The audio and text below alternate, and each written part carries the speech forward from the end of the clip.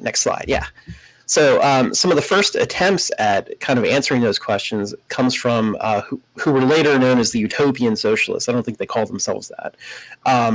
And this was in the late 1700s, early 1800s. Some of the big names of that are, not really good with French, Saint-Simon, I would assume, who wrote about the working class and identified that workers, as industrialism spread, were existing in terrible conditions, and so argued that working class people should be better taken care of, and that was necessary to have a more happy, effective society and a more efficient economy. If you exploit workers and put them in terrible conditions, it's not good for anyone. You had Owen, who inherited a business and saw the working conditions of workers, so tried to support workers taking control and taking ownership of that factory. And he argued in favor of better working conditions, shorter work hours, providing things like education to families so that they wouldn't be trapped in poverty, that they would learn stuff.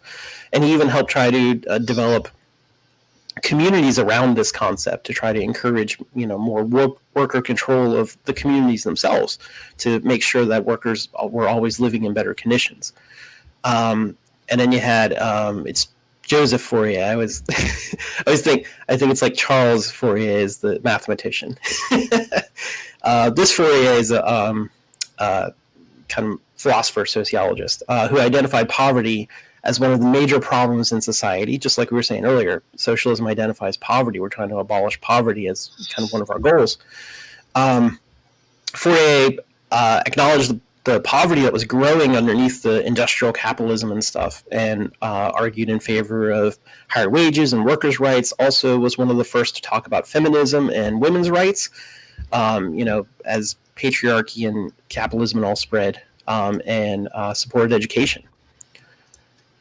So we saw these early utopian socialists talk about these things, but they usually talked about it from the perspective of forming communities that were more centralized, that would kind of oversee and make sure that the workers were taken care of.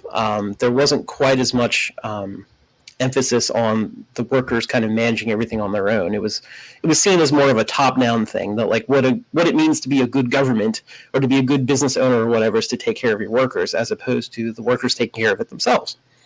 So while they had a lot of the ideas of socialism in there, it's a little bit different from what developed later. So next slide here.